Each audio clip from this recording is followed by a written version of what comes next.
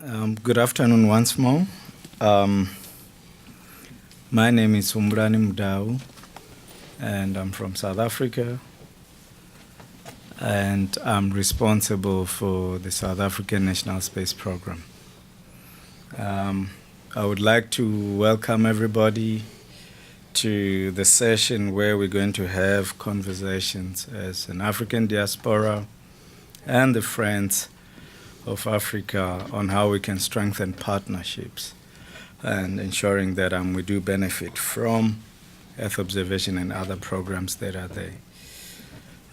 You might have noted from the program itself that the intention or the objective of this session is for us to explore and engage with the diaspora, but also with all other friends that have programs or initiatives in Africa on how we can strengthen that partnership. And this is also necessitated by the fact that there's currently the African Union that has approved the African Space Policy and Strategy, which is a blueprint that will guide Africa to build its own technological capabilities and capacity in the area of space science and technology. So what I thought I would do prior, we do have about 4 speakers, 2 from the diaspora, and 3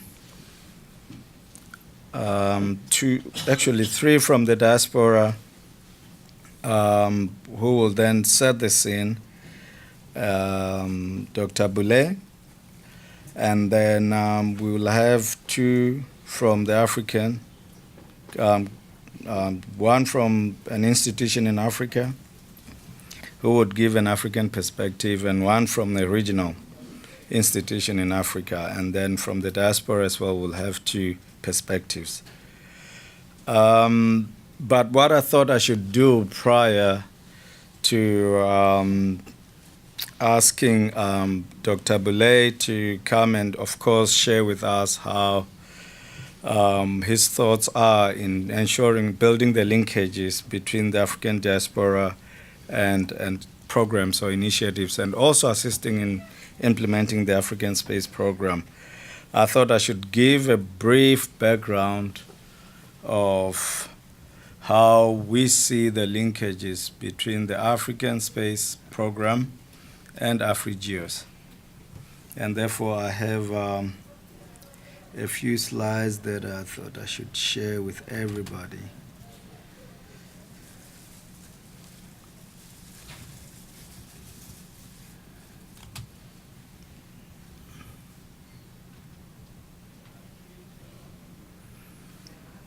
So as I said earlier on, my name is Humbrani, and I work for Science and Technology in South Africa. And we've played a critical role in the development of the African Space Policy and Strategy, where South Africa was the lead of the working group that was responsible for the African Space Policy and Strategy, which was adopted by the AU Summit last year. And therefore, we thought it is important that we do share with you, of course, our thoughts and where we think we are as Africa, and how we would then build on ensuring that we build the capacity, but also to implement the African Space Program.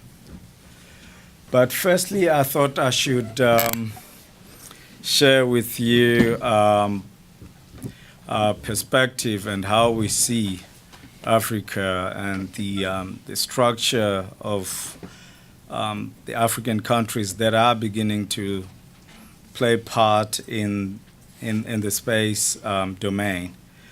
And what you would see there is that there are emerging nations that are beginning to appreciate the importance and the role that space science and technology play.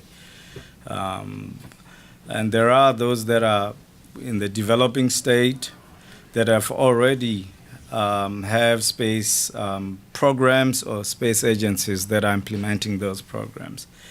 And of course, there are developed countries that already are there. And therefore, the way we see it as Africa is that in all these three levels that we find ourselves in, that we would obviously require partnerships and very strong partnership to ensure that we bring along those that are still at the emerging level and those that are still in the developing level to be part of the developed nation. But what's important and what's critical is that there are a number of things that we have to address. We have to ensure that there's a political support. We have to mobilize the resources in terms of finances to ensure that we do that. We have to build technological capabilities if we want to build or implement the African Space Program. Most importantly, and this is cross-cutting, is the human capital and the infrastructure. And these are some of the tenets or the principles that underline the African space policy and strategy.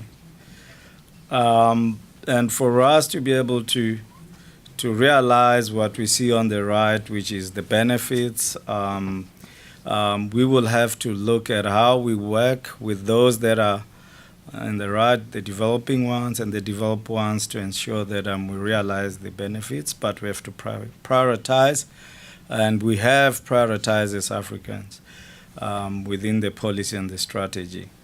But what's most importantly that we think we should also look at is how we then build the industry. We have to focus on ensuring that we do build the small, medium enterprises to create high-tech jobs and so on. And therefore, technology transfer, knowledge transfer, it's critical if Africa needs to transform from a resource-based continent to a knowledge-based continent. We are also very open for co-development, because we think as part of building these partnerships that it's critical to do that. And therefore, the responsibility of those in the developed and the developing nations are to ensure that we bring along those in the emerging nations. So with the aspirations that they have, so they can begin to move towards developed nations. And for us, that's critical. And therefore, as I've said earlier on, we have the strategy and the policy in place, which are blueprint. And we do have AfriGEOSS, which we believe that this will serve as a platform for us to begin to implement the African Space Program, particularly looking at the Earth observation, because of the importance of Earth observation in realizing that we build the products and services that will improve the lives of Africans. As Africans, we do have implementing agencies, institutions, and space agencies that are ready to ensure that with the existing capacity that we have in Africa, those institutions and entities can contribute significantly in the realization of AfriGEOSS. We do have programs in Africa that we believe that those programs can be the stepping stones or the building blocks that will ensure that we fast-track the implementation of the African Space Program.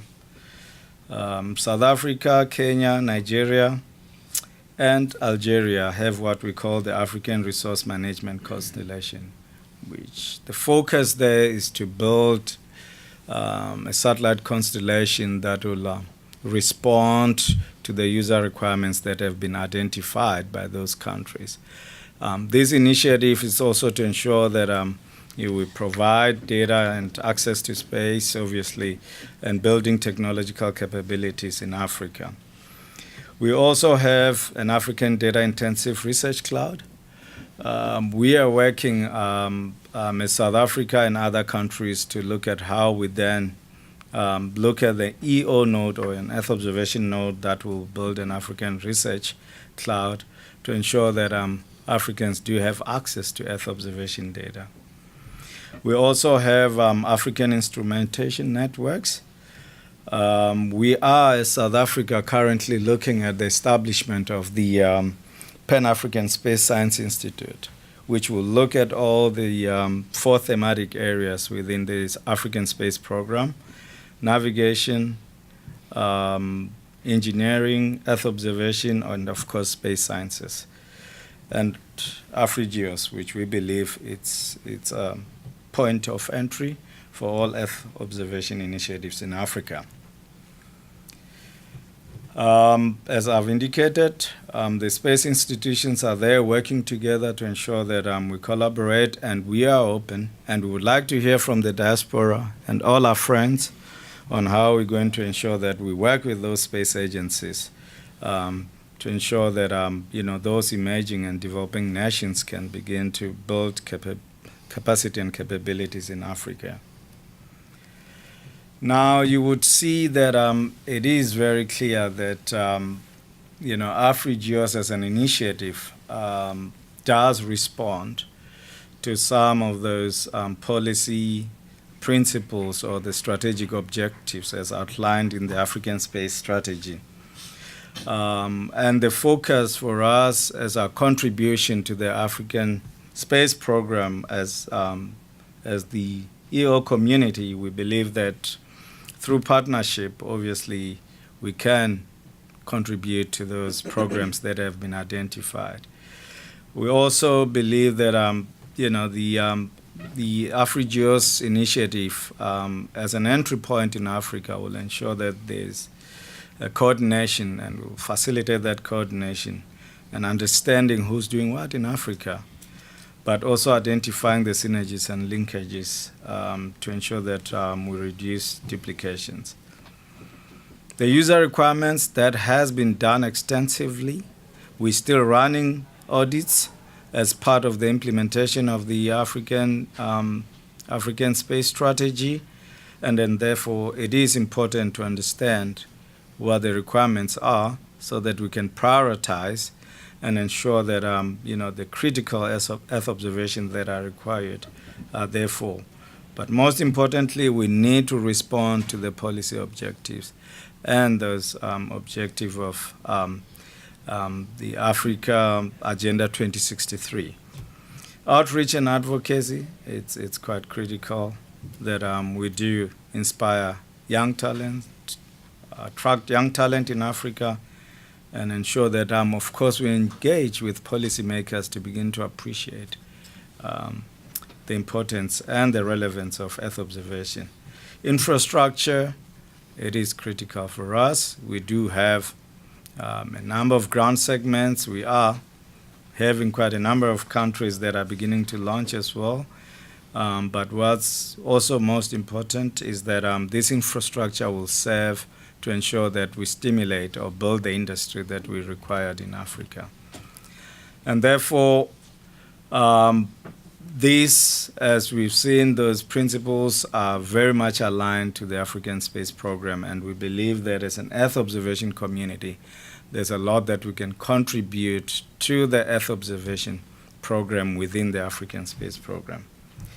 With that, I would like to welcome Dr. Boulay to come and share with us his perspective on the role of the diaspora in ensuring that we build the capacity that we require in Africa.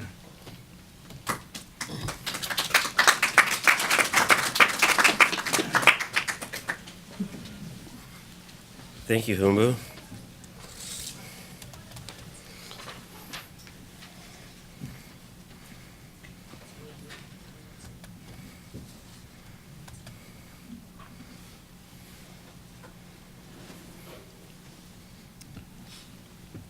So, Good afternoon, everybody. My name is Henry Bole, and I'm going to have to do something I used to do when I lived in Nebraska.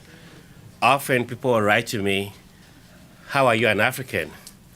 So I tell them, my middle name is Nimai. That's how my mom loved to call it. And that places me in Accra, what they would call British Accra. So I'm a real African, and I'm from Ghana. And it's funny, but usually when I write to people, they say, "Are you an African?" Because I'm writing from Nebraska. But I mentioned Nebraska because it was in Nebraska that this thing dawned on me.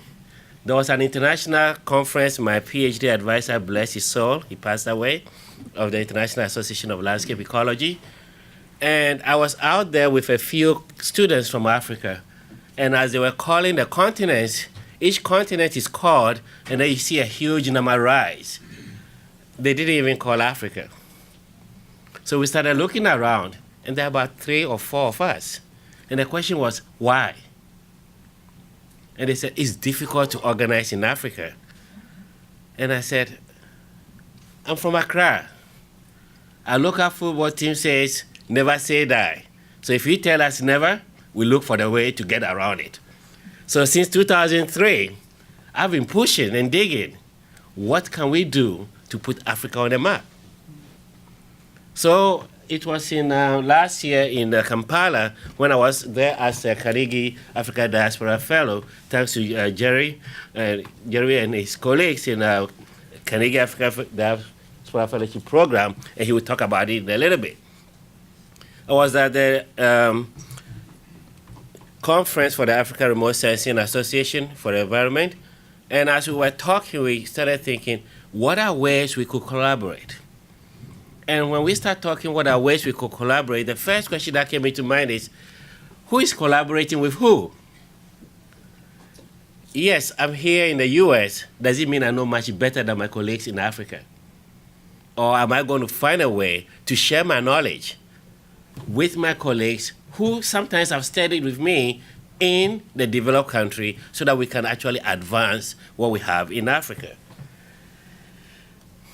So my title here is Linking Africans and the African Diaspora Towards Enhanced Capacity for Geospatial Science and Earth Observation Research Across Africa. Humbu rightly mentioned one of the things to develop and advance the African space strategy is a human capital. That actually brings me to something we did back in June. We had a general discussion, which I did as a webinar. And here we're looking at curriculum and research broadly, not just geospatial science. Now, when you look at the names out here, can this click before I lose it? Yeah. Now you can see Mamadou here in the US is, of course, diaspora. Jeremy Coates, thanks for coming again, is here from the US, right? Yazidi from Makerere University. Joseph Zumi, he's a diaspora also from Nigeria, but in the US. Amber Clark is a white lady from Clark University who has spent so much of her time in Somalia. She can tell you more about Somalia than I could think of, right? And then you have Joy from Kenya, and you have Rose Chua Mensah from Ghana. But as we're talking in that session, all these folks have insights that they were bringing together. And that brought me to ask a question. Who is a diaspora? Of course, I want a free electric car, so I'm going to go to him first. You know, everybody loves to take advantage and say, hey, Elon Musk, he's from Africa. But when you start thinking of it, that's Joseph Zuma here, right? Some of the pictures are not showing very well. Professor Hayden, I met her in Kampala. She actually gave me 1 free year access to IEEE, right? I have Erica. I've worked with Erica. She was in South Africa working while she was just about to have a baby, and she was not born there. I have this lady, Alapo from Nigeria, working here. My good friend, Mohammed, from Somalia, right? Now, Nina, I work with Nina a lot. Every now and then when I write to her, oh, I'm sorry, I just came back from Kampala, Tanzania. And I ask, in Finland and Tanzania, where do you spend most of your time? And of course, this gentleman, he'll kill me when he sees I put his name, picture here. That's my MS advisor. And there's a story with him. I was walking around feeling good in Kumasi, and here comes this gentleman who wants to see our fishing, our fish ponds. And we went out there, but quickly the discussion turned into the landscape. And then we started talking, what if we look at it from above? And he looked at me and said, do you like remote sensing? I said, yeah, I did aerial photography and I did good. You know those guys who have brought the scholarship? I'm one of them. Oh, really? Well, the rest is history. That's a few years ago. And that brought me to think, when we say the diaspora, who is the diaspora? At a time when nativists in different countries and different parts of our world are saying, if you are not born here, you are not part of us. Or if you are not looking like us, you are not part of us. My question is, when we say Africa diaspora, is it going to be somebody who was born in Africa? And then somebody who is born in Africa, what is he going to look like? Him, her?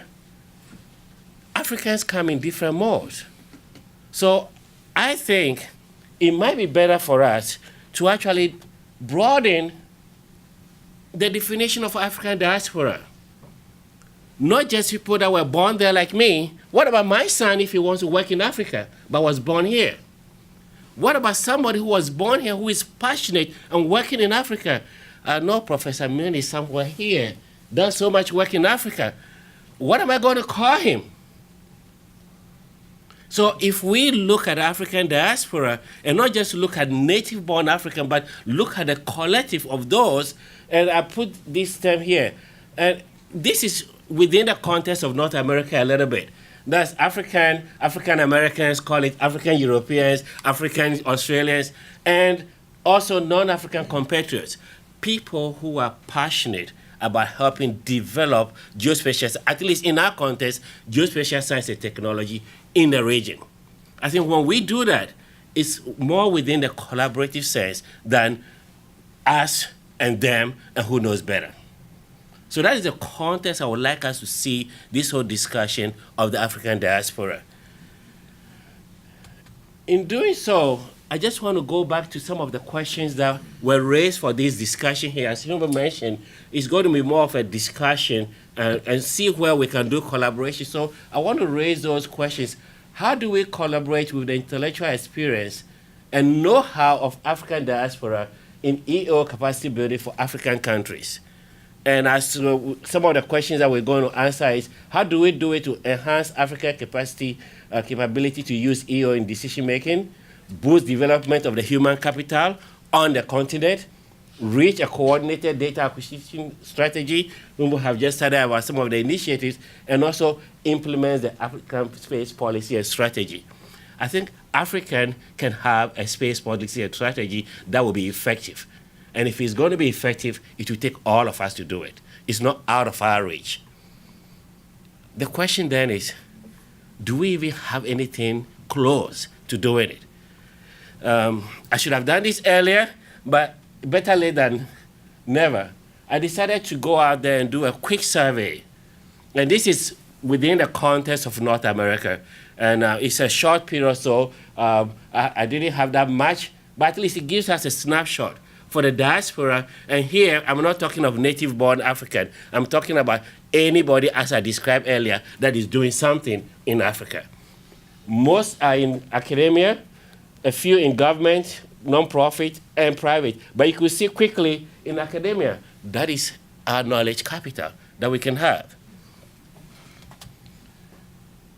Now, for the academic background, pardon this green, I kind of put highest degree here and I have to take it off.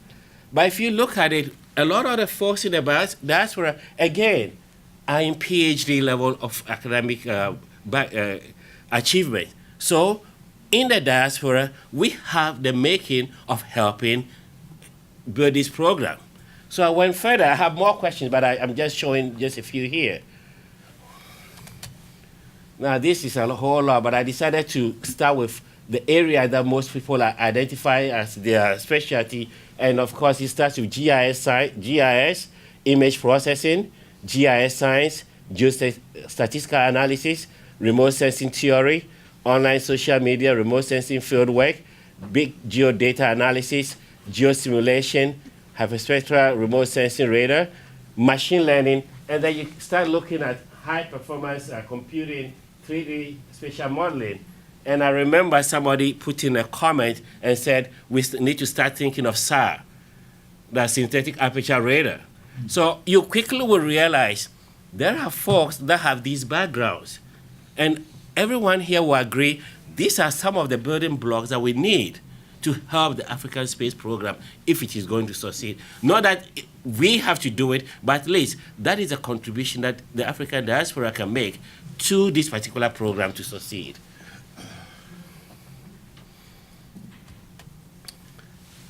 Oops. Now, looking at some of this knowledge base, the question that comes up, and I think the speakers are going to allude to it, I thought of sort of giving a snapshot so I don't go out repeating what others might talk about. But we have the knowledge base and we have the diversity of specialties. What we need mostly is sometimes native-born Africans here and African Americans in the US, and I'm talking about North America per se. Sometimes we don't know who is doing what or who is. Usually we meet at a conference, oh, you have a presentation? I'll come look at what you're doing. We don't even know who is doing what before we go to the conference. Then also, it comes to coordination between African Americans and non-African compatriots. Again, I'm looking at this from the US perspective. Many times you see people going to a presentation, that's not how we do it. Well, how about collaborating, working together so I don't come to point out to you how much I know better that background that I was born, and I've not been there for the last 15 years, and you spent the last 5 years there. Who knows the place better? I think it might be better if we look more in the context of collaboration. It's not about who was born in Africa or who has parents in Africa, but actually who have the passion to make things succeed in Africa. Now, we can take that from the North American framework, and I put it here. I realize some of you are not seeing this back there, but we can take it to Europe, Asia Pacific region, because I know quite a few Africans have studied in China and other places, and of course, Australia and New Zealand. If we bring this together, I believe what Humbo just mentioned, we will play an effective role. And that role is not going to be who knows better or who have the right to contribute, but it's about who wants to help.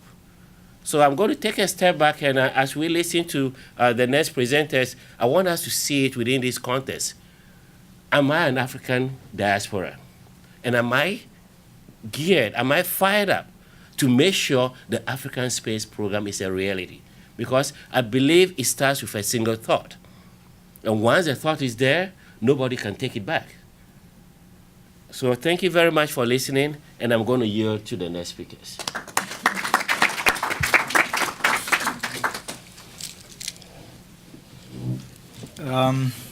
Thank you. I was going to try and remember that name.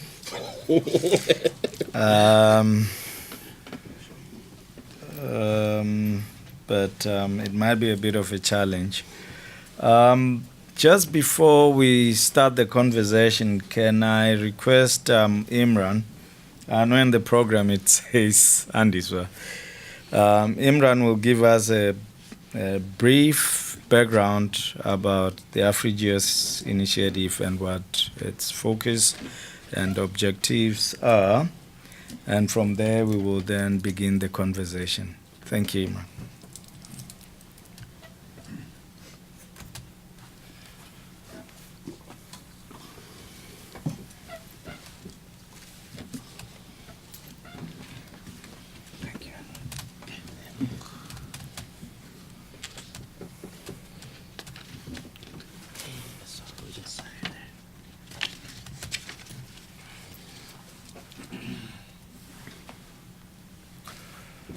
Good afternoon, everybody.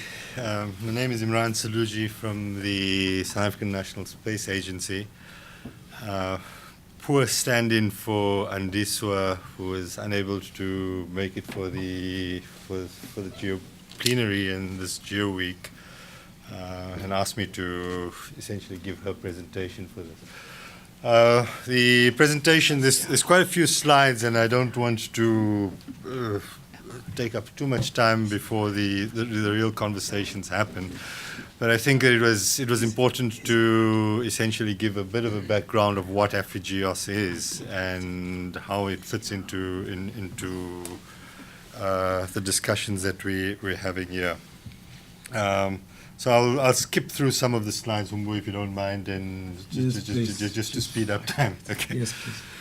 Okay, so I think that a departure point for AfriGEOSS has to be the Sustainable Development Goals.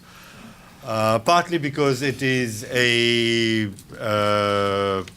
priority area within Geo itself, but also that all countries on the continent and like everywhere else in the globe are focusing very heavily on the Sustainable Development Goals. And through a Geo lens, what is the role of Earth observations in addressing the Sustainable Development Goals, and how do Earth observations play an important information base for some of the indicators that come with each of these Sustainable Development Goals. The ones that are being circled are the ones that AfriGEOSS is focusing on. In the context of the discussions today, we're looking at Goal 17, which is essentially around the partnerships for sustainability. And this talks very much to a number of thematic areas within AfriGEOSS. The thematic area of technology, the deployment of technology, the use of technology for sustainable development, the necessity to build capacity to enhance the quality of activity in Earth observations.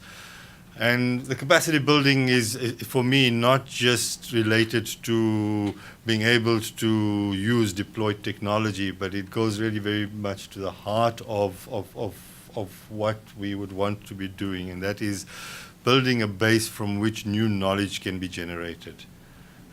Because the new knowledge generation capacity that comes off capacity building is key to sustainable development. And of course, the systematic issues around policy and institutional coherence. How do Earth observations get into evidence-based decision-making processes? Another departure point for the AfriGEOSS is within the Geo context, looking at how the Geo and GEOS and the GEOS infrastructure is used to cultivate awareness, build capacity, and promote innovation. Innovation and the ability to build around innovation is a key element for me around capacity building. And I want to highlight the last point, which is the essential focus for the discussion today, around promoting cooperation through national and regional mechanisms, and how AfriGEOSS, by leveraging off the diaspora, is able to promote and develop the science of Earth observations within the continent. So I think that this slide has been shown many times. A huge number it gives a number of messages around complexity of Africa, its size, its the number of the issues that Africa has to deal, but also a number of opportunities that are there. And the basic message is that Earth observations are an essential component of that sustainable development agenda, and how we start getting Earth observations and evidence-based decision-making processes into the developmental discussions that are happening within the continent. Of course, when we're talking about Earth observations, data is absolutely critical, and there's a huge amount of data that is available.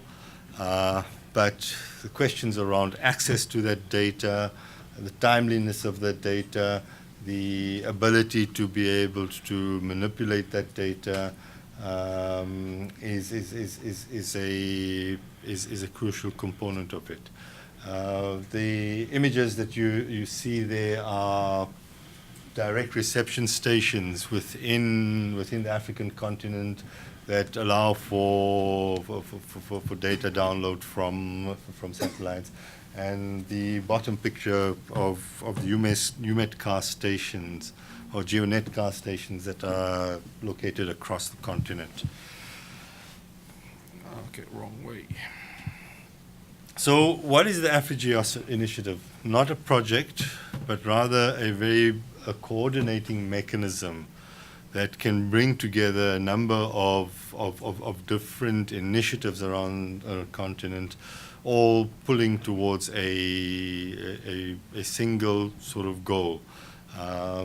Coordination across different initiatives, coordination across both African initiatives and initiatives that are born outside the continent, and how that as how the sum, the whole is more than just as the sum of the parts. Not going to go through the detail of this slide. I think these will be distributed later on, so you can go through it. But essentially, around issues around coordination, what is it that AfriGEOSS does around coordination, communications, looking at identifying user needs, building common and data infrastructure, the reuse of existing infrastructure, and opportunities to build capacity. Working across a number of institutions, a number of short-term achievements, which I won't go through, and trying to ensure sort of long-term impact of increased use of Earth observations to inform policy making. There are a number of countries within Africa, about half of them that are part of GEO, a huge number, another half or a huge number that are not part of GEO. And I think part of the AfriGEOSS initiative is to bring the message of GEO and the potential of GEO for developing and leveraging Earth observations to a number of countries. Okay, I think this is the same slide. Number of participating organizations, 115 in GEO, a number of them, those circled in red, that are part of the, that are African-based and African. AfriGEOSS started in 2012 and has grown up to through 2012 to 2017. And one of the big achievements of AfriGEOSS is an annual symposium that is held. The first one was at Victoria Falls in Zimbabwe. The second one was at Sunyani in Ghana. An ever increasing number of participants and ever increasing number of organizations that are coming together to be able to exchange information, to be able to exchange information about programs and develop new and enhance existing collaborations. This slide essentially gives us a view of a lot of the things that I've been saying up to now. The thematic areas of AfriGEOSS overlaid with where the link to sustainable development, the sustainable development goals are, and of course capacity development and data infrastructure as cross-cutting across all of those, together with the resource mobilization, coordination and communication and outreach in AfriGEOSS. Some examples of where the significant contributions from within the African continent in terms of geo initiatives and flagships, GeoGlam being one of them. Another one around the African land cover inventory that is contributing to the global land cover inventory as well. Humbulani touched on this here, and it comes to the infrastructure and having to reuse infrastructure for multiple purposes. There are very significant and discussions around establishing what is called the African Data Intensive Research Cloud, which is essentially a cloud infrastructure that will allow research data to be shared across the continent. This is being built off the back of what is known as the Square Kilometre Array Telescope, which is a radio telescope that is going to, when eventually built, is going to have a collecting area of almost or 1 square kilometre, as the name suggests. This is going to be made up of receiving dishes that are going to be spread out across the continent, from the majority of these within South Africa, but as you can see, reception stations out in Ghana and in Kenya, and largely across. It's part of a global initiative. One part of the Square Kilometre Array Telescope is based in South Africa, the majority of it. Another part is in Australia, and together the two components of the Square Kilometre Array Telescope will be able to, it is assumed and hoped that it's going to be able to give us information around events that have taken place very close to the beginnings of the universe. Essentially, an instrument that allows us to look back in time. The thing about the Square Kilometre Array Telescope is that with such a big receiving, so many receiving dishes in such a big receiving area, the data that is going to be coming from this telescope is going to be enormous. At some estimates, it's going to be greater than the world's internet traffic at the moment. So you can imagine what the fiber infrastructure that is going to be coming into the continent with this. Together with this and the dishes out across the continent, allows us to be able to use this infrastructure in multiple ways. And the African Data Intensive Research Cloud is essentially looking at using this infrastructure for not only astronomy but bioinformatics across the continent, as well as Earth observation. So it becomes a very good and potentially valuable dissemination system within the continent. A number of resources that are contributed to the AfriGEOSS portal, and Humbu's talked about the engagement with the continental programs, and just some information from the last AfriGEOSS symposium that was held in Sunyani in Ghana. And the last slide, Humbu, just a reminder to everybody that the next AfriGEOSS symposium will be held in Libreville in Gabon from the 25th to the 27th of April. And we're looking to hope and develop lots of collaborations around that. Thank you very much. Thank you, Imran, for giving us a brief background on AfriGEOSS and what we've achieved to date. Can I then ask from the African institution the perspective of how they see the diaspora and African compatriots? I've learned that the definition of the diaspora, it's much broader. To come and share with us what his perceptions are. And that will be for 5 minutes, Sivas.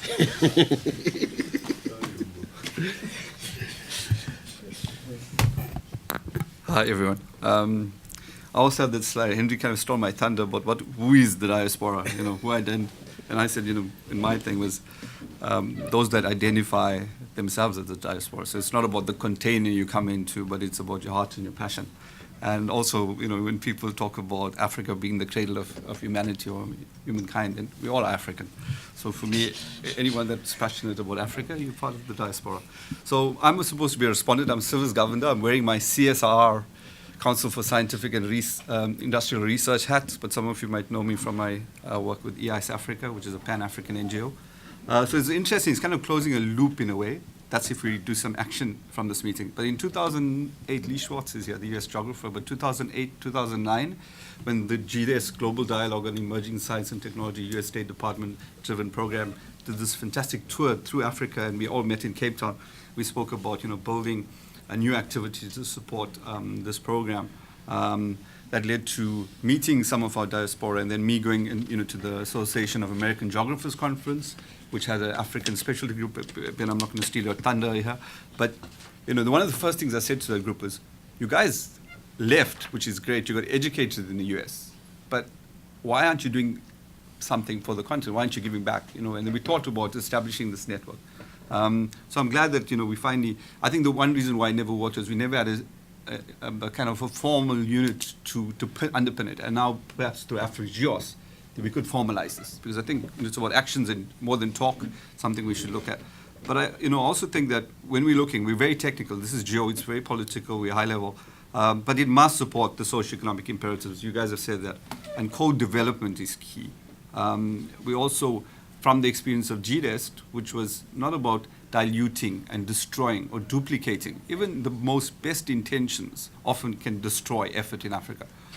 So it's about working with legitimate platforms, understanding what's going on, looking at strategies and reputable institutions, and more importantly, working equally. There's very many smart, capable people in Africa. The organization that I come from, I have a few slides about the capacity in EO, but there are a lot of talent. Some guys just need that little bit of a boost to get to, to a higher level. So that's what we need, work equally. We need to look at coordinated EO acquisition strategy, but I don't think there's a shortage of data anymore. I think we're overwhelmed, actually, with the amount of data. It's about using the right data for the purposes that meet our needs. And often, because the geo community is talking with established kind of satellite operators and providers, we often forget that many of the aid agencies, USAID, DFID, GIZ, or whatever they call, GT, or whatever they call now, producing spatial information to work on HIV prevalence, for example, as a byproduct, just for that. But that data, which is very expensive, and the mapping products that are created, often never repatriated into the countries. So that's such a, and then other agencies create the same thing. So when we're negotiating even with aid agencies, which are traditionally outside the kind of geo realm, we need to ensure that as part of the development work, that spatial information is also pulls into the national spatial data infrastructure. And I think something we need to look at, because it's not our traditional kind of work. We've heard about the work that Kenya, Nigeria, Algeria, South Africa are doing towards the space policies, quite developed, but often taking Africa, and South Africa especially, really wonderful about creating policies. But getting action and actually delivering on them is something. And I think from our diaspora from around the world, you've moved from policy to action, and I think we need help with that. A few years ago, we also looked at the fact that every African country, even in our new democracies, there is at least one institution that's working on geospatial science and technology. Universities throughout, I think there's 100, just a kind of rough desktop study, 100 African universities offer GIS remote sensing, photogrammetry, for example. So there are all these existing networks, and then we have these research institutions like the CSR. And the other issue, I think the last one from what Henry was saying, is that often our networks for diaspora is most well established within the existing academic fields. I think on the technical level, we've been a bit weak. I think I've got a few minutes. I want to talk quickly about the CSR because it's kind of, the institution to show to some of you that may not be familiar. But the CSR was established in 1945. It undertakes directed multidisciplinary research and development, and ultimately to contribute to the better quality of life of South Africans and our neighboring countries. We play a key role in supporting government's programs and as a mandate in terms of science, engineering, and technology competencies. We're also responsible for the high-performance computer, one of the supercomputers in the world, IT infrastructure for research networks to support SKA, for example, and directed research through DERISA. So, just reinforcing the fact that it's really, quite a technical unit. It's not about fundamental research from tertiary institutions. It's kind of in between tertiary institutions and the private sector. And within the CSR alone, there's 4 business units that focus on Earth observation, the natural resource environment folks, built environment, urban, the defense, peace, security people, military, and then Earth observation, the IT systems. But there's close to 80 dedicated people, PhD levels to masters, that are working at the CSR. And it's supporting national strategies. In terms of geo and CSR, CSR is supporting through the advanced fire information system, globally used. And it'll be an indirect input into the global wildfire information system of GEO. We're working on GEO-ECO, which is the Global Ecosystems Initiative, GEO-BON, the Biodiversity Observation Network, GEO-GLAM, and then we active participants in AfriGEOSS. On continent-wide, we're supporting the United Nations Economic Commission for Africa, which is kind of the umbrella organization for spatial information. We're looking at we are working with United Nations Global Geospatial Information Management, bringing statistical, demographic, spatial information together, building SDI policies, including the space policy. So in terms of our experience and why we should be working with the African diaspora, firstly, I think we need to look at willing partnerships. So I think if you have willing partners from both sides to support this acquisition of acquisition implementation of space policies, Earth observation policies, that's important. Then we also, importantly, in the spirit of not diluting and duplicating, we should look at existing networks of diaspora. The American Association of Geographers have the African Specialty Group. The ICT, Netherlands now University of Twente, has a big alumni. Many Africans studied, and they have a group. Earlier today, I spoke to a colleague from START, which is the Global Change System for Analysis, Research, and Training, which also has these networks. So I think in some action plan is to work with existing groups. Also, this big continental events, the African Remote Sensing Conference, you guys mentioned it last year. This year, in a month's time, is the AfriGEOSS Conference. It brings the biggest and the best African experts in EO, GIS, remote sensing together. It's in Addis Ababa. It's an opportunity for us to take the diaspora conversation formally, get together and talk about it and have some actions. So I'd invite anyone who's keen to participate a month from now. I know for the American guys it's one of your major holiday weeks, but we encourage you to come to Ethiopia. And the last one then, I think there's also other programs like geospatial tech camps. We brought students from America, young people, females and males, young South Africans even, to get them excited and passionate about GIS and remote sensing. Most of us got into this field accidentally. The younger guys, there would have been a career for you. But now there is a career. You can have a life being a geospatial professional. I don't think people should do this accidentally anymore. And I think we need to get, even at K-12 level and below, this education. Then we spoke about the Pan-African University of Space. South Africa will be hosting this university. And I think it's a massive opportunity to allow exchange programs, exchange lecturers, students, almost like the MBA model, where you get to go globally and look at other countries. So I think the Pan-African University is an opportunity we should look at. And I think, that's about it. I hope I kept the time. Thank you. Thank you, Sivis. everyone that's here, if they want to further engage with CVS on what the CSR does, please feel free. It's here throughout the week. I have no password. Since CVS did switch off the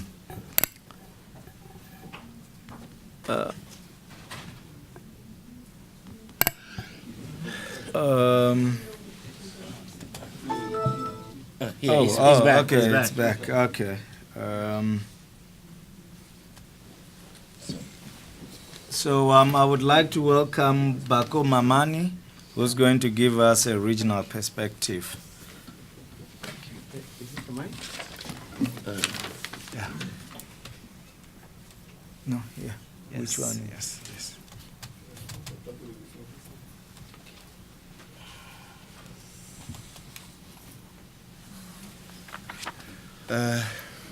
Good afternoon, everybody. My name is Bako Man. I'm from Agrimetre Regional Center. Agrimetre Regional Center is in West Africa, and our objective is to contribute for food security and to improve the natural resources management. I want to share with you the experience of West Africa according to this thematic. The contribution of institutions in West Africa, the collaboration of institutions in West Africa, that's what I want to share with you. And the example we want to share is the Servir West Africa. As it was said in this room, Servir is a joint initiative of NASA and USAID that connects space to village through partnership with leading regional organizations. In these organizations, we have about 7 which are involved in the Servir West Africa. The first one is Agrimetre Regional Center for the coordination. You have CSA in Senegal, have ACMAD, ICRISAT, SERGIS in Ghana, AfriGEOSS in Nigeria. And we have support from NASA, from the Service Coordination Office. And USAID, we have the support team, which is working for coming with some support with us. And we have the regional USAID in Ghana for the financial aspect. So what I want to say is in this program is a demand-driven approach. So when we identify a service in a country, we come with a core team in the country with some stakeholders involved in this service. So we start with to identify the real needs in this service, and we have 4 service areas. After this, we have to document the stakeholders in this service to know who is doing what and what is the gaps. And the objective of Servir is to fill the gaps with Earth observation technology and so on and so on. So we have to train this core team to make the co-development with the NASA team. So you see, in each country, if we identify one service, it's possible for us to get one core team where the capacity are the capacities, where we build the capacities to allow this team to upscale this service, because we try to do it in a pilot area. So they will be able to upscale it at the national level, or if another country needs the same service, the team in this country can come and help the other country to address the challenges that we identify. So this is the experience that we want to share with you. We are in we have 4 service area: food security, agriculture and food security, land cover, land use and ecosystem, water resources management and disasters. We have weather and climate. We are in 4 pilot countries: Burkina Faso, Ghana, Niger and Senegal. our perspective is to cover all the West African countries. It can be through Servir or each initiative we have in West Africa. We think that it's necessary, it's a must for us to cover all the West African countries to increase those kind of initiatives or teams that we have, because it's possible for us to build the capacity of one country through one country that we develop the capacity. That's what I want to share with you. Thank you very much. Thank you, Bako. I would like now to take this opportunity to invite the professor, Professor Oforia Mao, who is going to share with us the diaspora perspective. Thank you.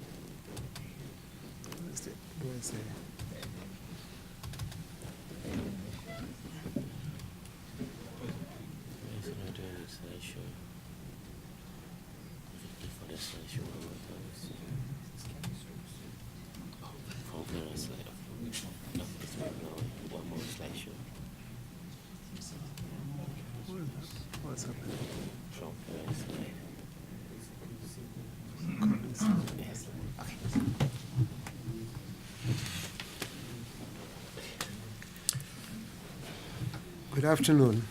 My name is Ben Oforiamwa.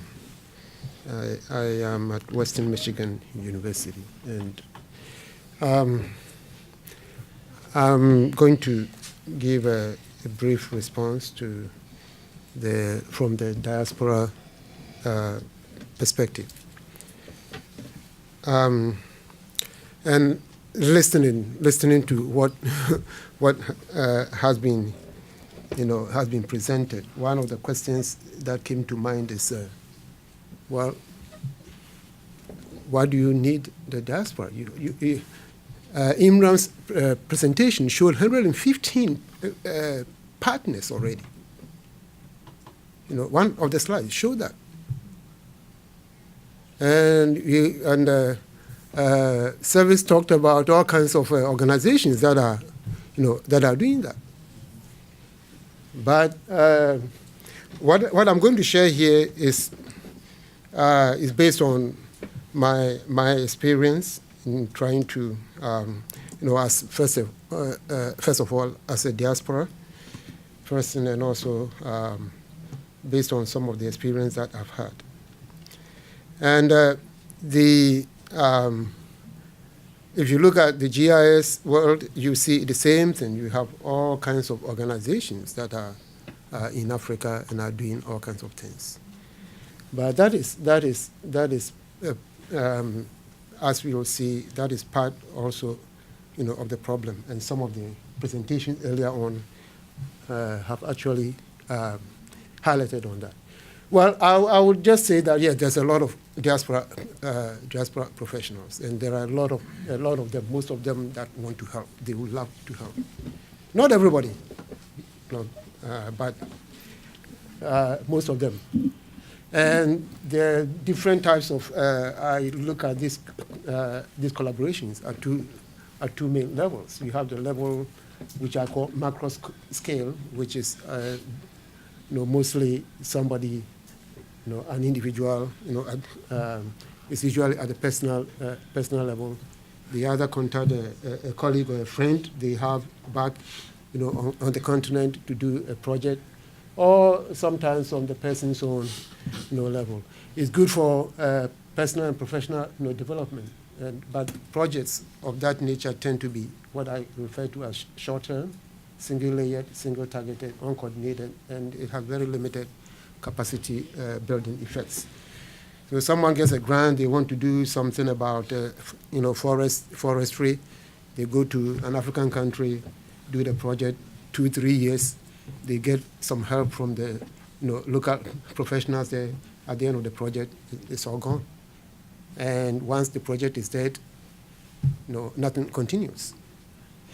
And so in terms of building capacity, that's the end. And then there are also what I refer to as the macro scale regional level, which is actually which also has the same benefits as professional development or capacity building. But these are projects that are well planned, policy driven, multifaceted, and wider have wider sustainable impact. I think the AfriGEOSS is one of those things, which actually is a project that was well planned, that has a wider impact, that if it's sustained, is going to have a major impact on that. So there are, and some of these things have already been mentioned, but from the perspective of the diaspora, there are different areas, several areas that collaboration can actually occur. You have a capacity building where it either comes through training, workshops, partnering with the projects that are related, as was indicated earlier on, something that will develop new ideas, bring up new ideas, new knowledge. That's one. Sometimes things like professional exchange with Geos research institutes, like the CSR, there were other things that were shown, where you have people or people who are looking for new ideas, or where the diaspora can actually, partner with them and to have some kind of a professional exchange. There's also sharing of latest technological development, because as we all know, this area, the technology changes very fast, very, very fast.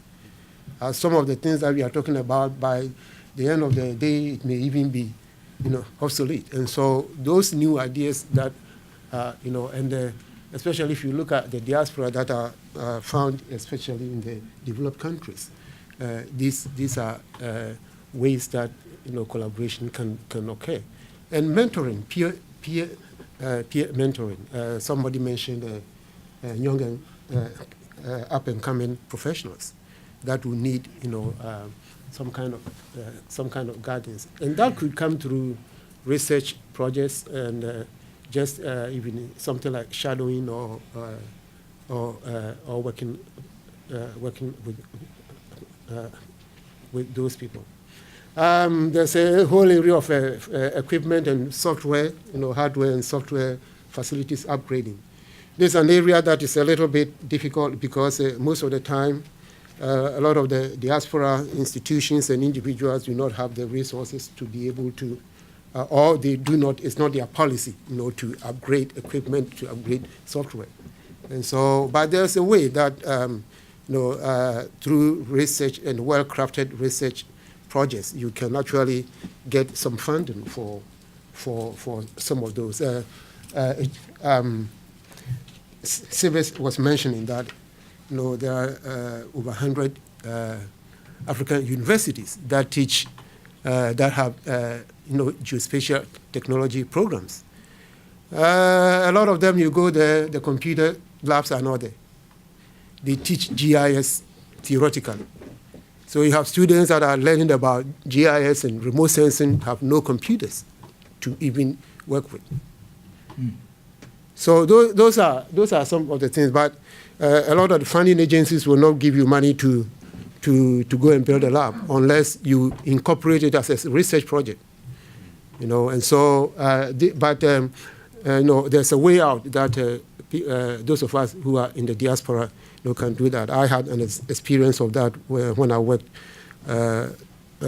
several years ago with the Uganda Ministry of Local Government and also with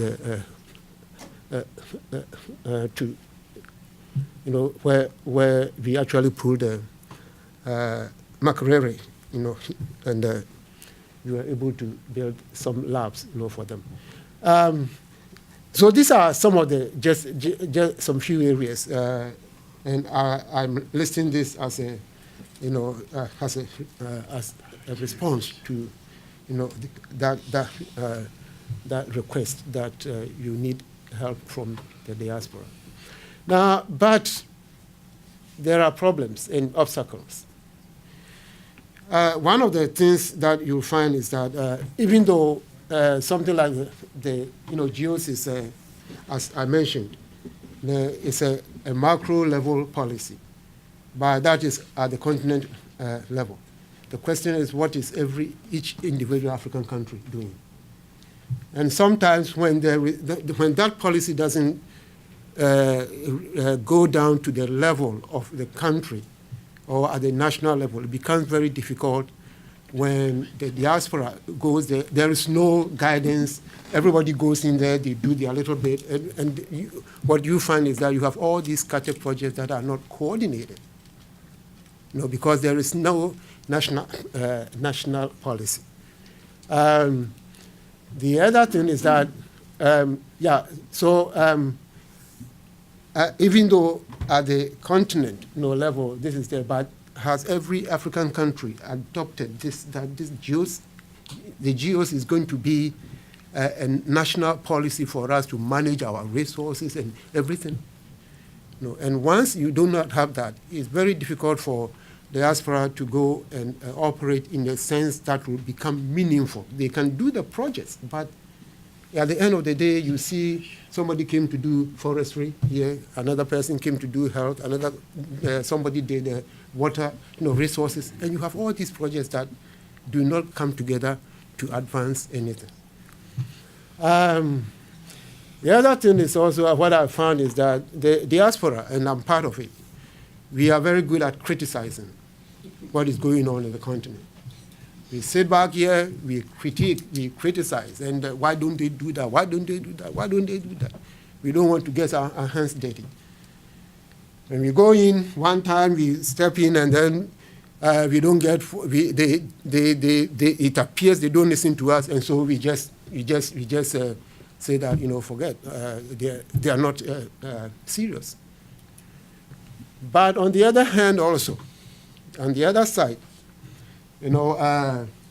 Henry gave a broad definition of the diaspora, all right? And some of the diaspora, if you follow his definition, some of them have money, funds, and some of them do not have funds. I'm a professor.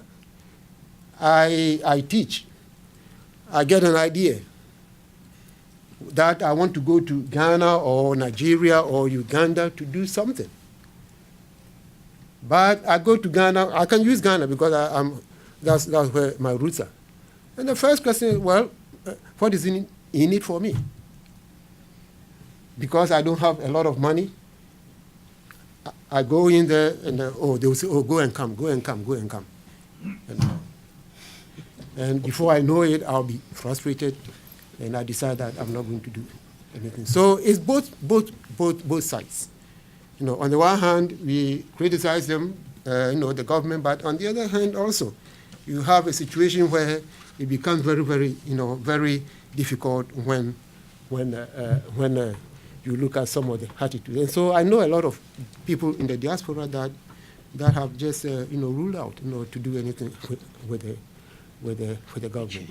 Now, because of lack of time, I wouldn't say much, but. So here are some thoughts that came to my mind as I was thinking about this. It appears that there is some kind of, we need some kind of needs assessment, what areas do we actually need help? You know, somebody talked about data. There's a lot of data about how to coordinate it and how to do all those kind of things. Then there should be a conscious policy to tap into the diaspora expertise. But in order to do that, we have to be very clear, you know, that these are the areas that we need help with. Because you go to some of the African countries, you have all these overlapping, contradictory projects that are going on. I mean, I'm not going to mention the name, but I went to one part of an African country, you know, and it appeared that there was some kind of SUV production that is going on, because every project had and you see all these vehicles, and you wonder what is going on. And most of these are just stepping on each other because there's no guidance about, okay, this is where we are. If we want this, then this is the area that we need. So that is, I think that is very, very, very, very important. And as I've already mentioned, you know, both sides need to change our attitude about what is it that you know, the continent needs. And then you have a implementation strategy, and then you have you know, a major role for governments and, you know, NGOs. And it may not be, you know, because we know that there are policies which drive all these things, but there should be a government policy about how do we use this important technology to move the government up. The continent level is there. The OAU, the AU, you know, policy is there. But every country has to also take this into heart and then, you know, try to do that. Then maybe, if it's possible, you know, to convince the organizations that come in there and try to see whether there could be some coherence, because sometimes you see what is happening. Things are not completely, you know, together at all. I think that's all that I will say, and I will stop here.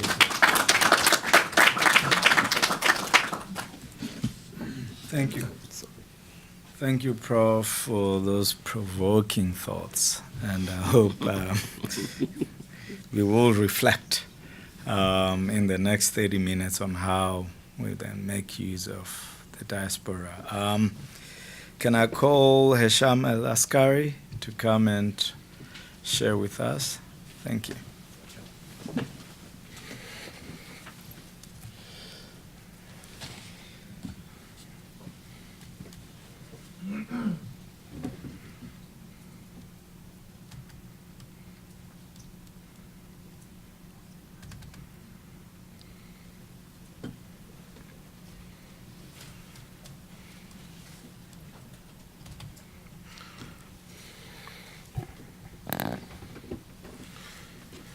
Okay, good afternoon, everybody. My name is Hesham Al-Askari. I'm a professor of Earth System Science and Remote Sensing, actually right here on the west coast of the United States, Chapman University in California. And I have a double hat because I have also some kind of affiliation with Alexandria University in Egypt. Like, you know, this is a good day for me because this is the first time that I got involved to present something about Africa without having to cross the Atlantic, which is like something really nice for me. So as a change, like, you know, every time I have to do something about this kind of work, I have to cross the Atlantic. And now I'm looking at all my colleagues and my friends coming from Europe, and I'm really, like, you know, happy this time. So I'm not jet lagged. So that's good. So I'm going to build up, like, you know, on everything that has been said in this session so far. I'm going to take from the prof and I'm going to take from others as well, and share, like, you know, our experience, how we have been, I think, successful in what we are going to be presenting as part of the GeoCradle project that you see the logo on the far left here. I'm happy to be joined with my colleague Stelios, who's the leader of the thematic area that we're going to be talking about I'm the regional coordinator for the project that I'll mention in a little bit, and Panayotis Cosmopoulos is our colleague as well, and he has been a major driver of the Sense pilot that we are going to be talking about. So this is just like a schematic diagram of the regional data hub that we are working on building through the GeoCradle project funded by the EU through the Horizon 2020 framework, led by the National Observatory of Athens. And we have here our friend Harris from the NOAA Observatory, who is the PI of that initiative. And as you can see here, we have 4 thematic areas that we are working on, trying to provide data like on a regional scale for Europe, for North Africa, the Gulf region, as well as for the Balkans. Access to raw materials, food security, adaptation to climate change, water resource management, and access to energy. And today I'm going to be focusing more on the energy pilot that we have been working on and trying to implement it in Egypt specifically. And actually, like, the fact that we selected Egypt was like, based on a user need. Like, so when we started this project, we didn't have in mind that we are going to be working on the solar atlas of Egypt, as we are calling it, or as we are going to be presenting it. However, like, that was driven by the need of the end users. And when we saw the need in this country, and we were approached by the government in order to do something like this for them. So we believe in, like, the solar radiation, solar energy, and, like, going green in whole North Africa, because they have massive amount of solar radiation, and it really, like, it's a very good idea to do, like, maximum exploitation for sustainable development. I cannot see from this screen. Sustainable development through, like, energy efficient planning. Definitely gradual independence of fossil fuel. This is the aim of the government. Right now, the Egyptian government is going, like, in a very aggressive way towards development, and, like, in seeking all the different kind of resources that they can use in order to achieve their development goals. But they are very conscientious about, like, protecting the environment as well. So like, going green is one of the major goals in their agenda, and it's part of the pillars for the Egyptian Vision 2030 as part of like the SDGs and like, the Sustainable Development Goals.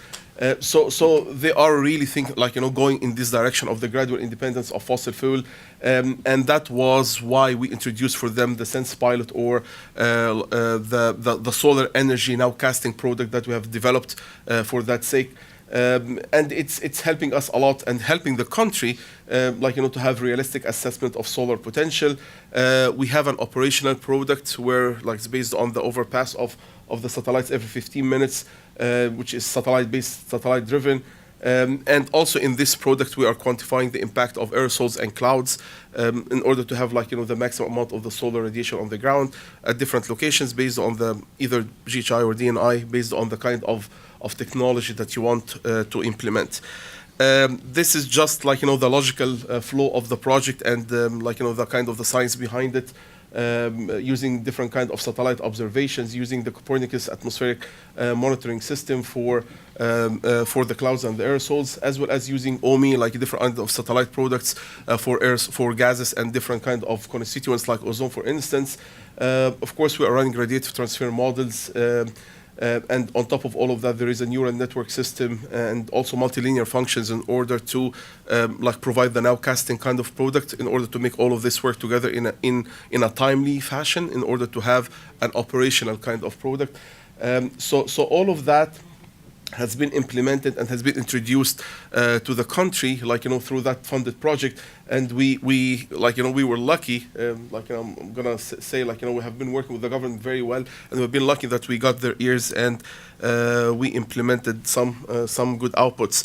This has been all happening also through the partnership with Sidari from Egypt, where we got this part under them. So here you can say, like, this is the kind of the momentum of the project. So basically, we have been depending on satellite observations for the past 15 years, using very complex climatology, and we have have a resolution of 15 meters temporal resolution for the overpass. We have a spatial resolution of 3 to 5 kilometers, as well as we have 1 nanometer spectral resolution. So basically, you can have other products at very high spectral resolution, which can be health oriented. Like, if you want to have something related to UV or others. So we have very, very high spectral resolution. And as you can see here, you can select different kind of localities in the country, and you have the actual amount of the irradiance, either it's direct or global, based on the technology that you want to implement. And we can identify for the country, the areas which are having the most optimum solar radiation, so that they can invest or they can launch different projects, which is happening, by the way, right now. The end product from this, all this work, was the Solar Atlas of Egypt that we developed, and this is just some pages of the hard copy that we implemented for them, and also there is a soft copy that has been posted on the Ministry of Electricity and Renewable Energy as their major portal, and I'm going to share with you some testimonials that in the coming few slides. So you can see here, we have the Solar Climatology Atlas from 1999 until 2013. These are some of the pages. Here we have the mean solar direct normal irradiance, different months. As I mentioned, 15 years of climatology data at different localities. Again, we are doing the installations, or we are recommending different kind of installations, either PVs or CSPs in different localities. So if you want to go to northern Egypt, or on the west coast, or if you want to go to southern Egypt, so we have highlighted specific areas, specific regions all over the whole country. And when the government saw that we have been quite serious about that and we have been delivering, they started sharing with us more of the lands that has been devoted to the NEREA, which is the National Administration for Renewable Energy, and they shared with us the lands that has been assigned to them under any kind of presidential decree or governmental, governorate decree. So we got all of these lands. We started, showing them in high resolution satellite imagery, identifying the specific lesson longs for those areas that have been assigned to this specific administration, and then calculate for them the solar energy, either for CSP purposes or for PV purposes. And that has been happening all over the nation. So basically, we are right now in the process of developing, I would say, an investment portfolio, because when you have all these kind of lands, and if you have, and we developed an economical model as well, and I'm going to show you this in a little while. So if you have that, so basically you have a real full portfolio for solar investment that the country would really want to use. And we have been in communication and discussion to see how we can move to the next step, and how we can have an operational service for them, so that they can make the maximum usage of that. Another case study here, another example for different areas, for different locations. All of these locations have been already assigned for NEREA, and we have been given those lesson longs, and we are doing our calculations and our work. Another example here, and this is a testimonial from Dr.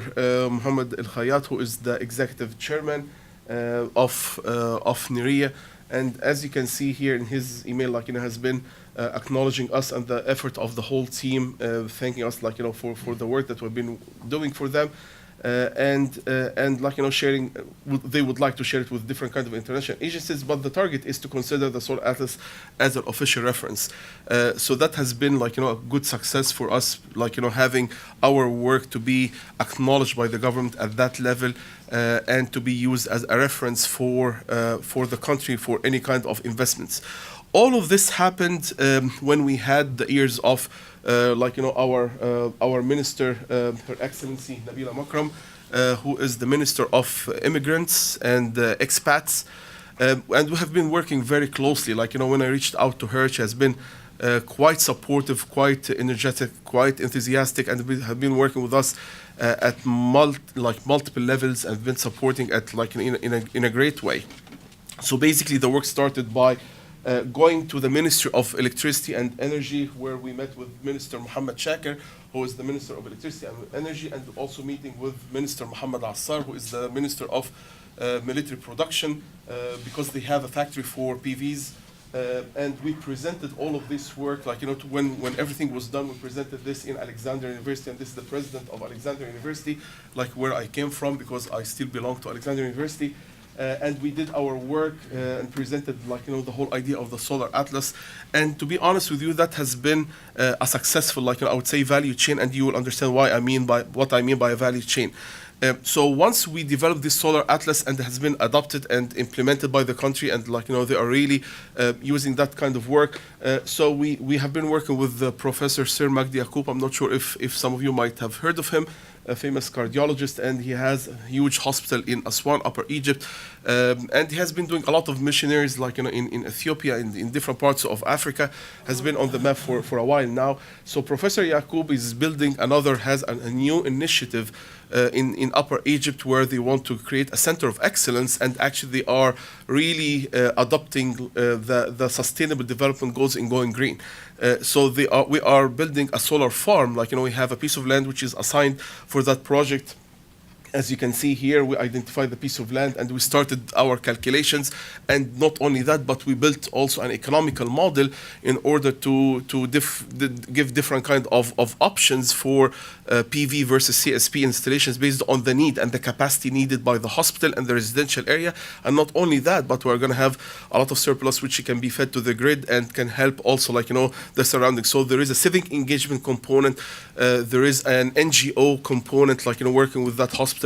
There is a governmental entity, like, working with us, and there is an academic people or academia. So it's a real value chain where you can see this kind of partnership between the government, academia, and NGOs, where, like, we are all trying to serve humanity here. This is just a very quick layout of different kind of models, economical models that we developed, either CSP or PV, in order to meet the requirement of that station that we are thinking of, which is 50 megawatts.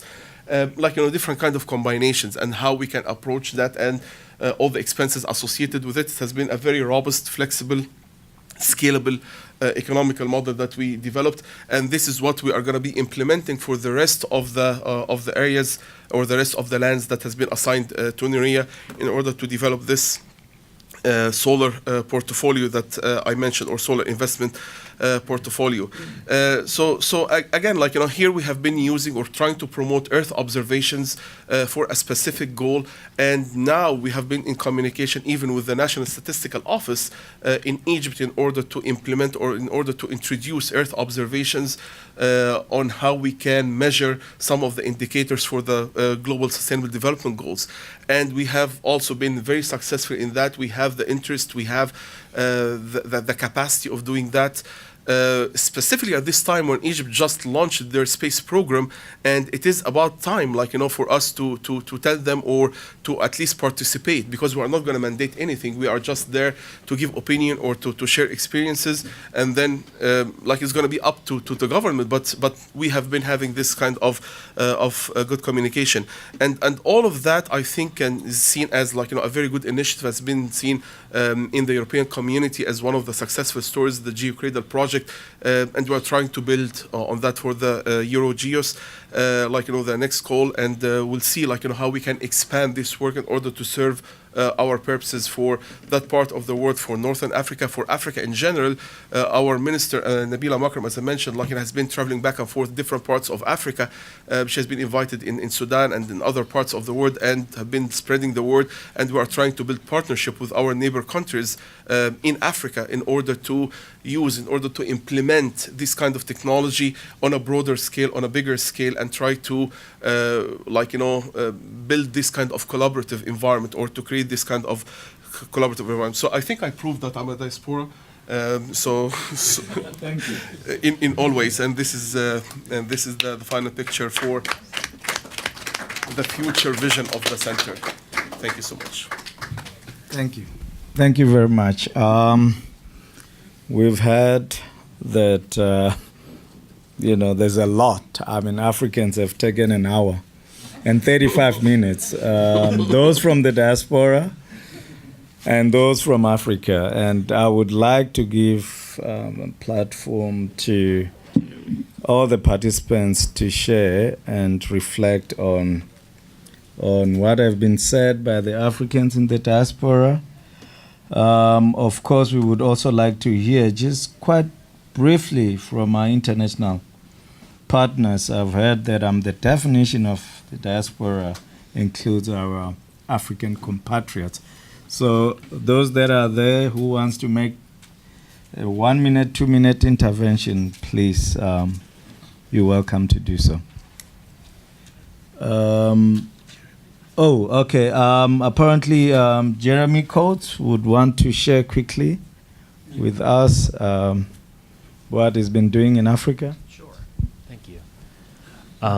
My name is Jeremy Coates. I'm with the Institute of International Education, IIE, and we implement and manage the Carnegie African Diaspora Fellowship Program, of which Dr. Bully has been a recipient, and I have seen a couple of other names on the list that I've spoken to on the telephone.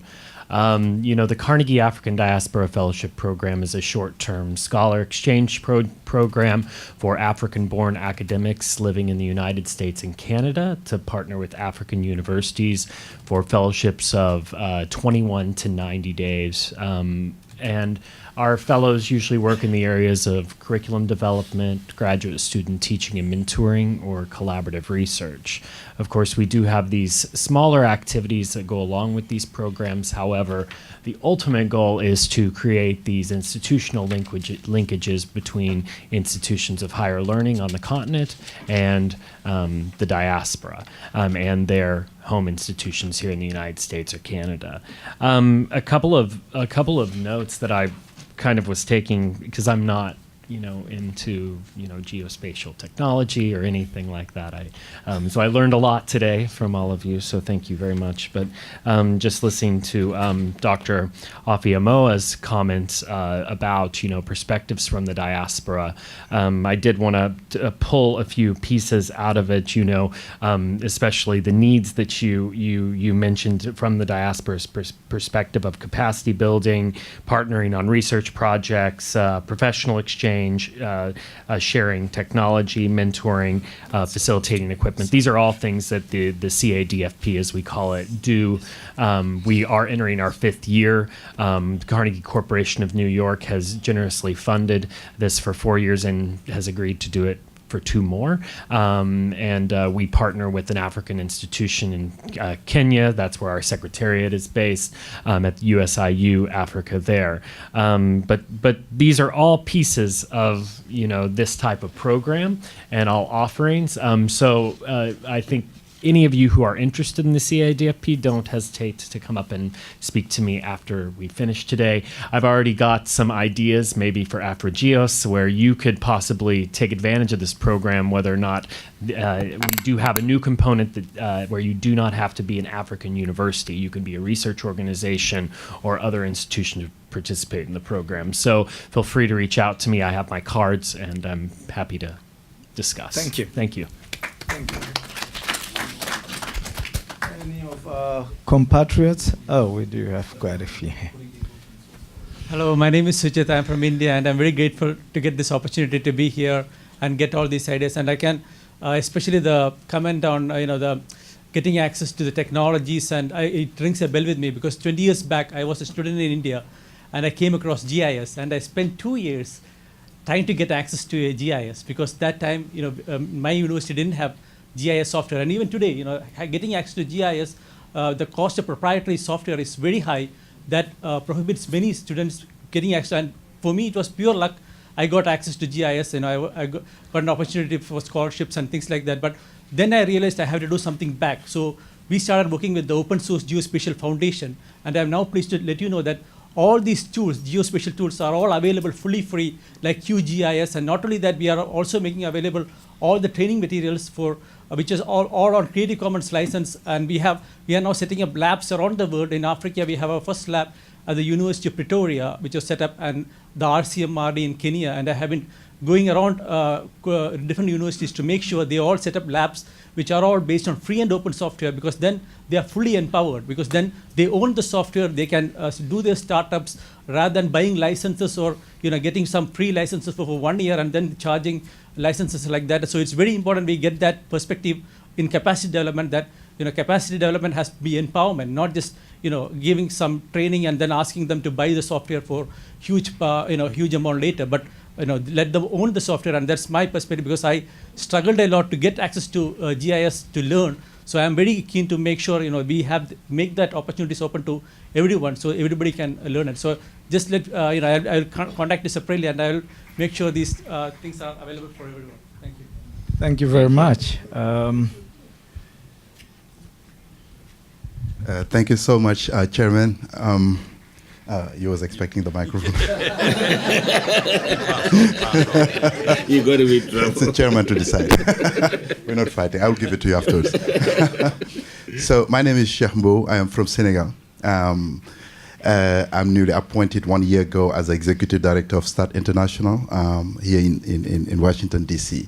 And for those who know, START International has been doing 25 years of capacity building and translation of Earth observations and many other data related to environmental sustainability in developing countries. And being the new executive director and looking back my itinerary, I just want to add to the presentation about the diaspora that there are several diaspora. I'm one of those diaspora who studied in developed countries in Denmark and Canada, who decided to go back home and to contribute to the country, and then build up from there to come back and contribute to the international arena, because I think a comparative advantage comes in when you come from the continent and come to this international agenda. So that's this background is long to develop the details, but what I want to bring in the discussions is two examples which might help us think forward, as the professor was just suggesting it. One way to think forward is to think about the South-South collaboration. The examples we have in Egypt and in CSIRO, in South Africa, or even Agrimet in Niger, which is just in the corner. I used to work at Centre Suivi Ecologique as well. Shows that there are some capacities, not only some, but a lot of capacities in the continent. Think about it. The difference between Harvard University and Cape Town is less extended than the difference between Cape Town University and one university in Sierra Leone or Liberia. So there's some kind of leverage which is needed within the continent, and we should think about those resources that we have that can be used across the continent by developing networking. I personally enjoyed teaching in Mauritania, in Benin, because there was a program which was like simple program. In a database, university expressed their needs in terms of capacity.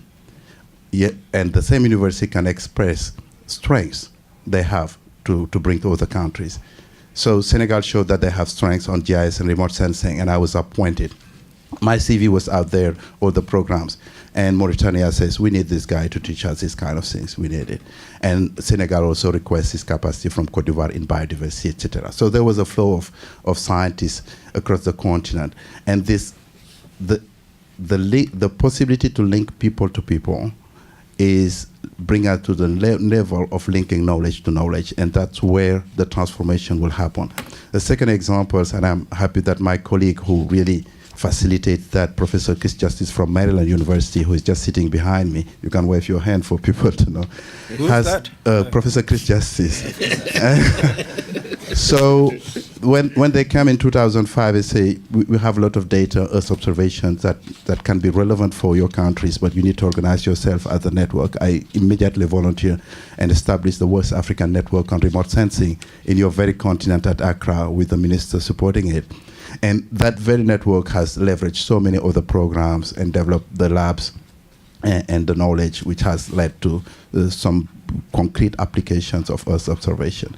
So to me, linking knowledge to knowledge and people to people within the continent is starting point of using what you call diaspora, because being in Kenya at the World Agroforestry Center, I was seen as a diaspora person within the same continent, which is Africa. Other people are recruited by USAID, by GIZ from Africa to work for their organization. You can see them also as diaspora. It's all about the mobility of knowledge and the universality of that knowledge. And I think beyond the normative side of it, there is a practical implications that means that we can reconnect and make a big transformation in Africa. Thank you. So back to you. Astat is interested to develop this program with GEOS. If you're interested, we can discuss later. And I start the discussion with your colleague in the room in a private discussions. Thank you so much. Thank you very much. Thank you, thank you. My name's Tony Milne. I was president of the Geoscience and Remote Sensing Society, and I had the honour of bringing, and I say I had the honour of bringing the first conference, AfriGEOSS conference, to Africa in 2008, 2009. Now, I could stand here and reflect on what's happened in the last 10 to 12 years, but just one thing. I was sent to Cape Town by the administrative committee to see that it was safe for people to travel to Cape Town, right? And I went to Cape Town, and I came back to the ADCOM and I said, perfectly safe, right? And the conference was held in Cape Town, and we had a fantastic success, and we are still funding people to come to conferences, RC conferences, as well as AfriGEOSS conferences from the funds that we managed to retain within Cape Town University. Now, I could reminisce. I've been tremendously privileged to say part of the diaspora. I'm very happy to be that, but I would like to introduce the president of Geoscience Remote Sensing Society today to tell you something about current things with GRSS is doing. So he's got a minute. Can he have a minute? Yeah, and, just a minute. We have some brochures which we will give out, but he can just say something about the Africa Geosoils program.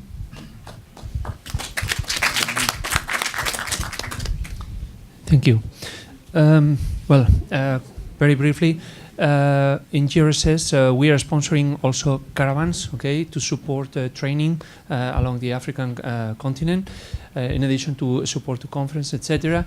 But within the AfriGEOSS framework, okay, we have been sponsoring a project to create soil moisture maps out of the ESMOS ESA mission, okay. Soil moisture maps specifically at 1 kilometer resolution in Ghana and South Africa. Okay, we have also all the data for Africa that has been processed since 2010 until 2017, June this year. Okay, and this information and this data is freely available. Okay, in the website that you can get the address in the brochures that Professor Milne is distributing. And I think I have run out of time. Thank you. Thank you very much. Good afternoon. My name is Liliane Pintier. I'm the Vice President of Conservation Science for the Jane Goodall Institute. And for the last 20 years, we have been working in applying satellite imagery with the local communities and local governments in Africa, mostly in Tanzania, Uganda, the Republic of Congo. And I think it's really important to highlight that another important role of the AfriGEOSS is to secure those linkages between global data sets, remote sensing data sets, with decision makers at the level and scale where this information is actually actionable. And I'm talking about land use planning, I'm talking district and regional governments. And it was a privilege to work and implement a lot of these projects in Tanzania. I just want to highlight that without that linkages all the way to the real decision makers on the ground, this data will not actually transform in better decisions. And we'll just end up with beautiful maps and beautiful, data sets. And that capacity and resources have to reach down to that level. Thank you. Thank you very much.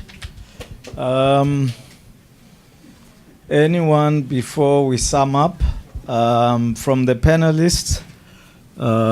Is there anything that you would like to add? I would also request that those who have participated, if they could also share with us their contacts, their cards, so that we can further engage. Part of this engagement was to create a database of those in the diaspora and how we could work together in ensuring that we implement AfriGEOSS. Are you collecting money, Africans? No. Hello. Yes. I just have a quick. Yeah. I just have a quick question. I noticed on the map that the members of GEOS, most of them were English-speaking countries. I noticed that the Francophone countries weren't a member. And especially like Cameroon, which is French-speaking, but it's also a member of the Commonwealth. And that was, is it that they have an alliance to the AfriGEOSS or what? I just have a quick. Those who've been to the Geosecretariat, are they able to answer that? Were the Francophones not being part of AfriGEOSS?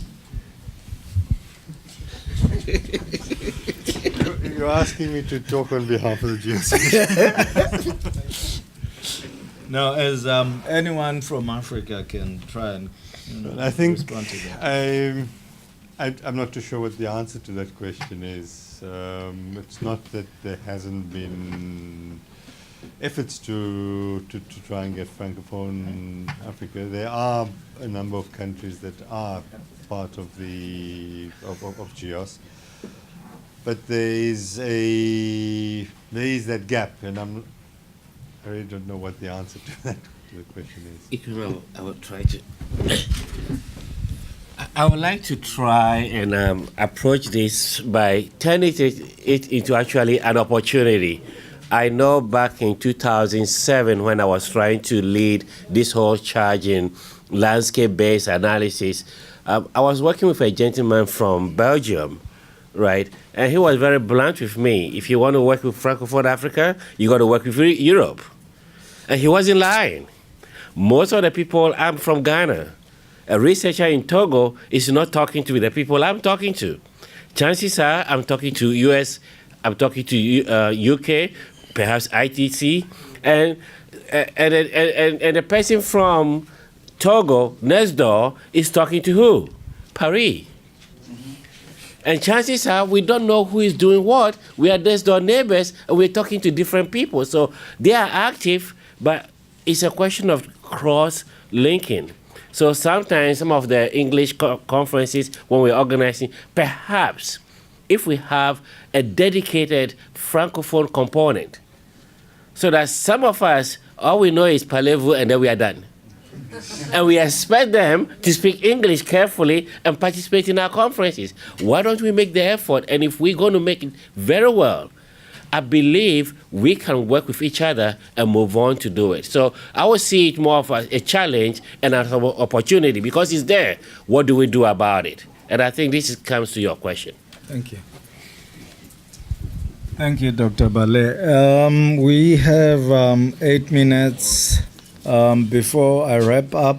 Any other input from the panelists? No questions. A minute. Thank you. Hello, my name is Danielle Wood. I've recently been working at NASA, and now I will be starting as a professor at MIT in January, focused on space technology for development. I just want to say thank you to the South African delegation here and to the others, particularly coming up with, in December, there'll be a United Nations South Africa meeting on basic space technology, and it will host and celebrate many of the countries in Africa that are developing local capability in building satellites, many of which for Earth observation. I look forward to attending. It's December 11th through 15th. And just to highlight the connections between the geospatial science technology community and the satellite engineering community, it's really exciting to see what's happening right now on the continent. Thank you. Thank you very much. We are organizing the conference, and it's in Stellenbosch, so it's even safer.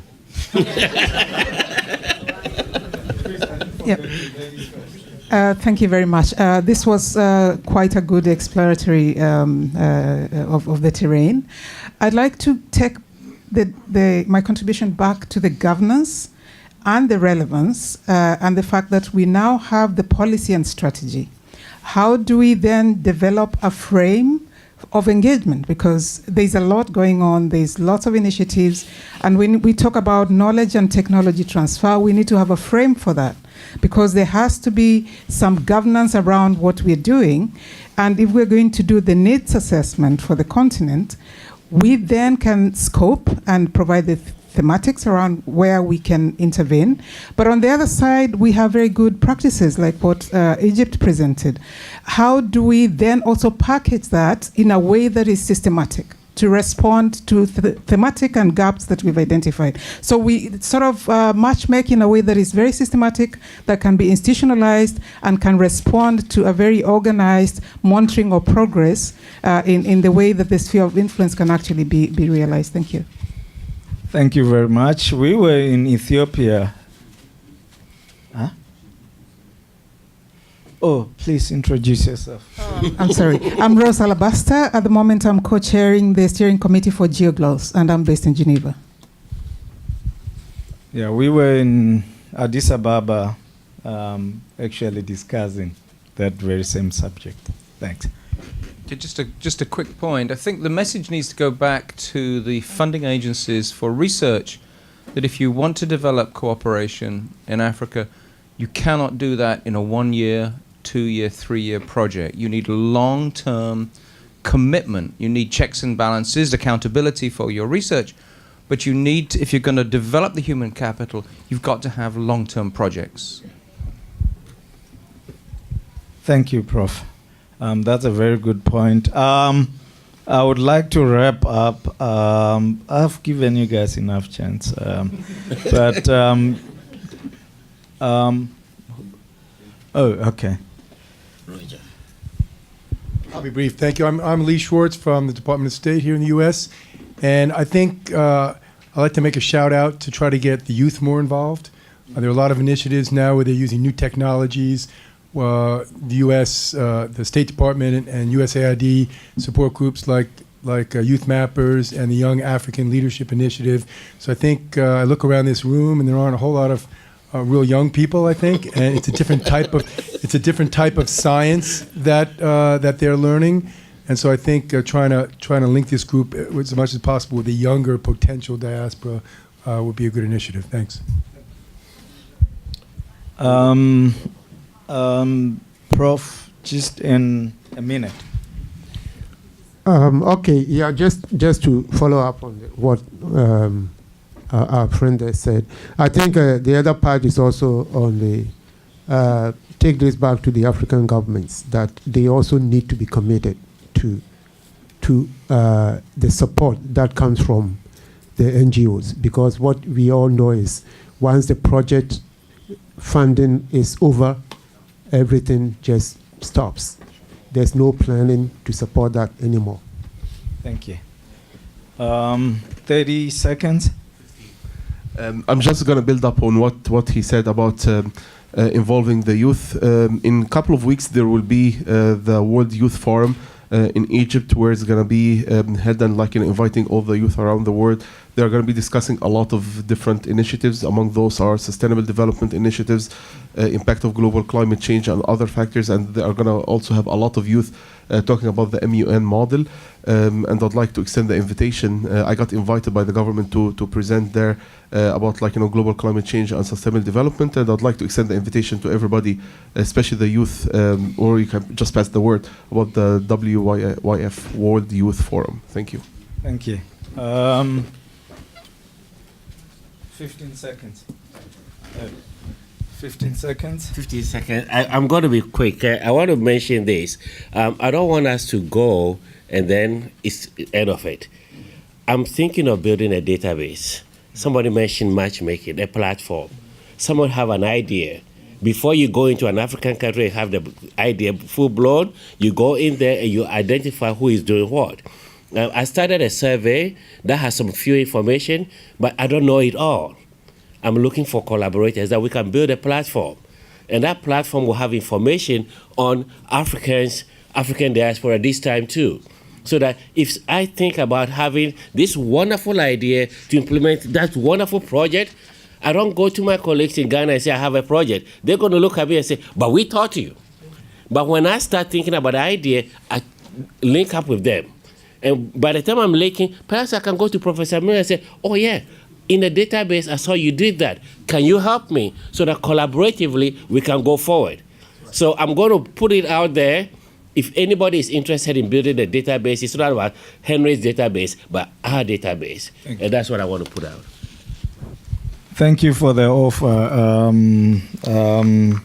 Henry, and I hope everybody who has been here will work with us to ensure that we know who's doing what in Africa. We've heard that, as part of the quick summary, that we need to also look at building networks within Africa.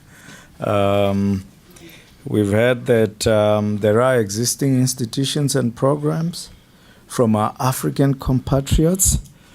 A good example and that's a model that I think we should look at.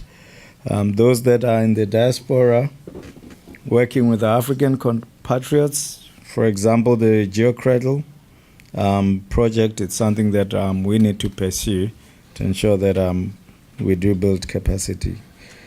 Support from government, it's critical. We will continue to work with African governments through the blueprint that we have, the African Space Strategy and Policy, to ensure that we help other African countries to build their own national policies.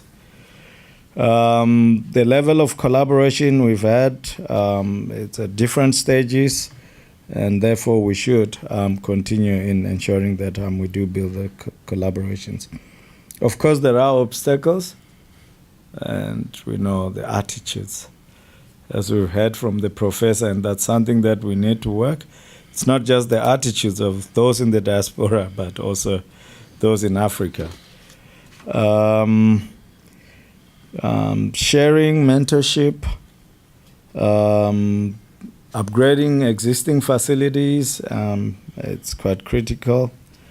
And therefore, I think with the database that we're going to share and the audits, by the way, that we're putting in place, that will help us identify what exists in Africa.